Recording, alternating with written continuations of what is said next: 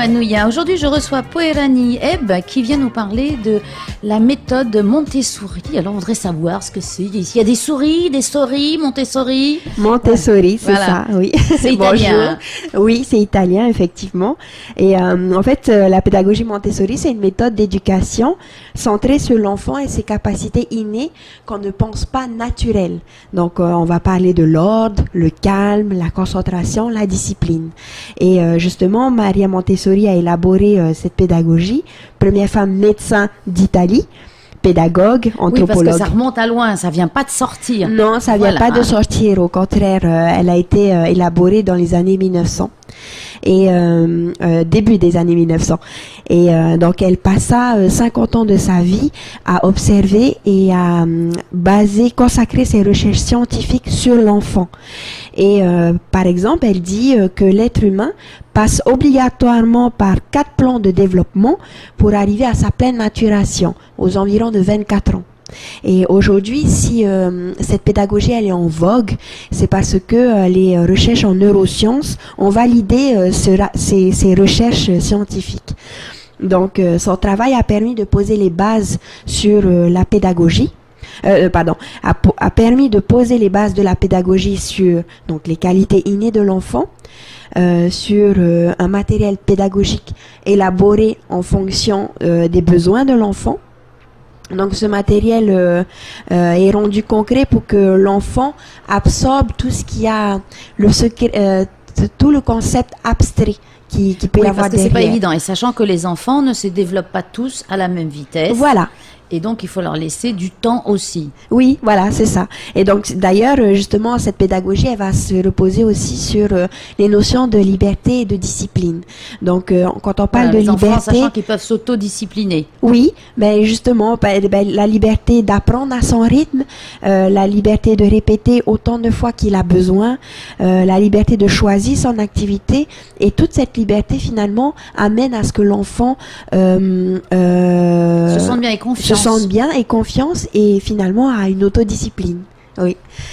Donc voilà. Et ensuite, 2 autres choses sur lesquelles la pédagogie se base. Le rôle de l'éducateur, qui est très important puisque lui doit être neutre dans ses observations. Il doit être exempté de tous ses préjugés sur l'enfant et aussi une connaissance parfaite de l'enfant. Et enfin... Ce qui nécessite des petits effectifs. Aussi, pas nécessairement. Les classes de 30, c'est difficile. Par exemple... J'ai connu, donc je peux en parler. Oui. Voilà. Hein? Oui, je dis pas effectivement que c'est beaucoup plus simple. Oui, au contraire. Ça permet de mieux cibler les enfants et leur laisser du temps. Oui. C'est vrai que les écoles Montessori, en général, elles ont des petits effectifs. Ben justement, dans le film qu'on va présenter en avant-première la semaine prochaine, c'est une classe de 28 enfants. Et donc, c'est effectivement ce qu'on peut dire, oui, mais dans des classes Montessori, elles sont à petits effectifs, mais dans les écoles Montessori, on peut aller jusqu'à plus que ça. Il y en a même certains qui vont jusqu'à 45 enfants par classe. Ça me met pas. Oui. Parce que c'est difficile aussi pour des enfants de trouver sa place dans un grand groupe. Oui, ben bien sûr. Après, c'est sûr que là, justement, s'il y a une autre base, c'est l'environnement. L'environnement, donc, qui doit être spacieux.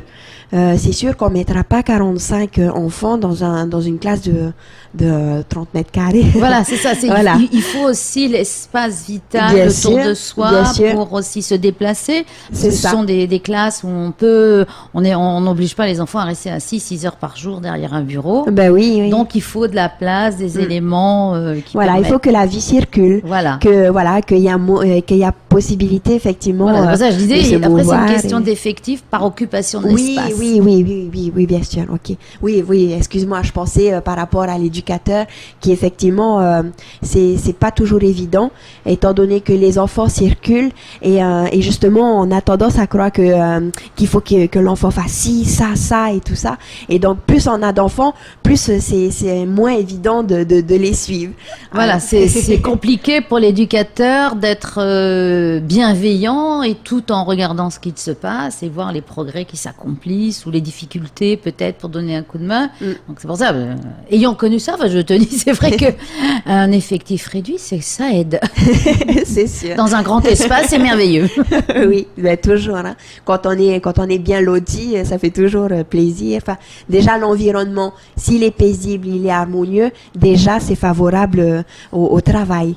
Et donc c'est ce qu'on demande dans les classes, qu'on favorise le travail des enfants aussi, qu'ils s'y sentent bien et que par exemple aussi les mobiliers vont être taillés à leur dimension et qu'ils vont pouvoir déplacer, qu'ils vont pouvoir bouger et que voilà.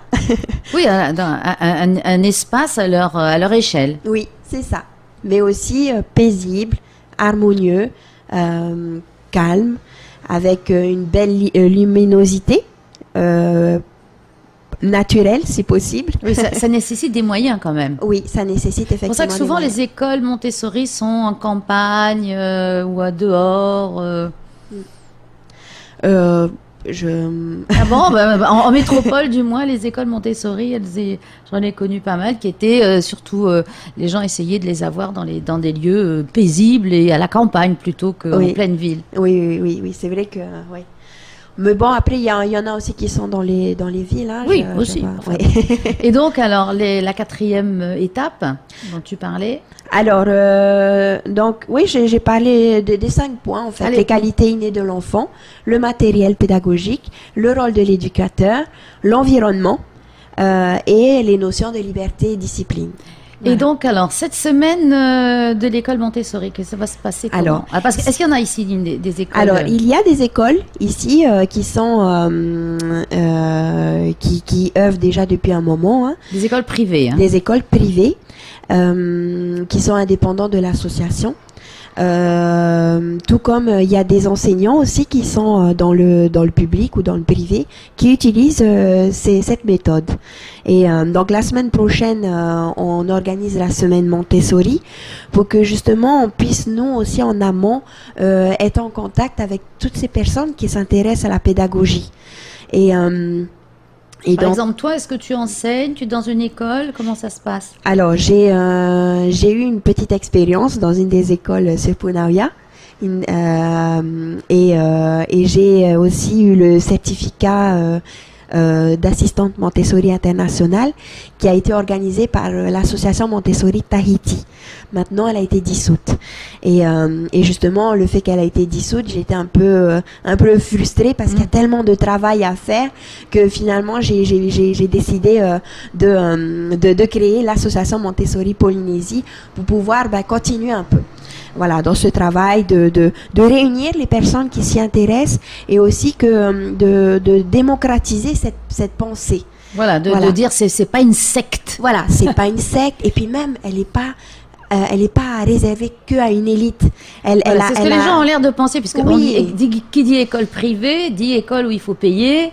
Et donc c'est le contraire de l'école publique. Oui, voilà, tout à fait. Et justement, nous, on essaye un peu d'apporter ce côté-là où c'est une pensée qui a besoin d'être vulgarisée et d'être démocratisée au sein des foyers polynésiens et que justement que les parents aussi, par exemple, soient encore plus acteurs dans l'éducation de leurs enfants. Ah ouais, ça c'est dans toute l'éducation. Oui. Alors comment va se passer cette semaine? Alors cette semaine, donc du 9 au 13 avril, elle va commencer dimanche de 16h à 18h avec une conférence animée par un de nos invités, donc Christian Maréchal.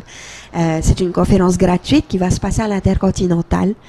Ensuite, tout au long de la semaine, il va y avoir des ateliers et des travaux pratiques.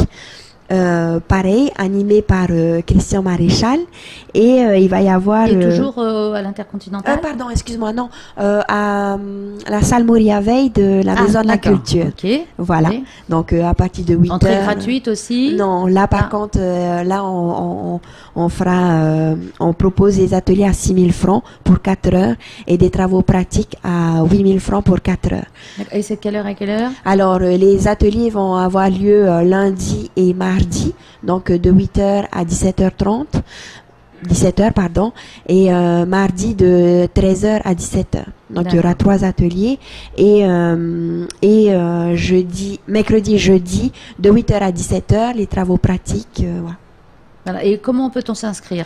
On peut s'inscrire sur Facebook ou m'appeler au 87 717 320. Stop. Plus lentement. Ah, pardon. Voilà. Alors, ou m'appeler au 87 717 320. Voilà. Voilà. Et sur Facebook, voilà, l'appellation Association Montessori Polynésie. Très bien. Ou bien par mail, association Montessori Polynésie @gmail.com. Oui, parce que ça, c'est intéressant de savoir comment on s'inscrit, les oui. modalités. Et donc, je te remercie de me poser la question. Parce que je suppose que les gens vont être intéressés. Ils vont dire où ça. Ben oui, c'est sûr que si je donne pas les contacts, c'est un peu embêtant. Et donc après, il va y avoir aussi 2 avant-premières du film Le Maître et l'Enfant, et qui seront suivies de rencontres avec le réalisateur Alexandre Moureau, qui parlera de son film, qui lui aussi est éducateur Montessori, et animé par Christian Maréchal, qui a été l'éducateur filmé pendant 1 an. Voilà. Écoute, c'est une semaine riche en événements qui s'annoncent. Eh bien, on te remercie, Pouérani. Ça sera l'occasion, en tous les cas, de venir chercher les informations. Tout à fait. Voilà. Parce qu'il y a un engouement de la pédagogie en Polynésie, mais nous, on aimerait savoir qui sont ces gens qui s'intéressent. Et donc, venez, c'est le moment de venir découvrir ce que c'est. Eh bien, c'est le mot de la fin. Je pense qu'ils vont se précipiter. J'espère. En tout cas, c'est très intéressant. Je te remercie, Pouérani. Merci beaucoup à toi.